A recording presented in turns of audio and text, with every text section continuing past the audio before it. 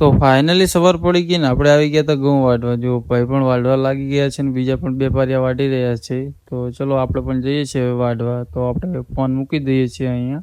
થોડાક ઘઉં વાઢ્યા ને પાછળ તો જુઓ તમે આવ્યું તો જે આપણે એડામાં બેઠા બેઠા વાઢવા પડેલા ઘઉં એવા વાવેલા છે. તો પછી આવી ગયો તો ચા. તો આપણે વહી ગયા હતા વાટકો ભરીને ચા પીવા માટે. પછી આવી ગયા પાછા આપણે ઘઉં વાઢવા. જુઓ બધા તડકે તડકે વાઢે ને આપણે એડાના સાંજે બેઠા બેઠા વાઢીએ ઘઉં વાઢીને પછી આવી ગયા ખાવાનું. ખાઈને પાછા આપણે લાગી ગયા પાથરા ભેગા કરવા માટે. જુઓ પાથરા તો ભેગા કરવા બહુ કઠે કેમ કે ઘઉં કઈડે બહુ, પણ તો પણ કરવા જ પડશે ને. પછી ફાઇનલી આપણે નીકળી ગયા હતા હવે ઘર બાજુ નાહવા માટે. ભાઈબંધ જો બાઇક લઈને આગળ જતો રહ્યો.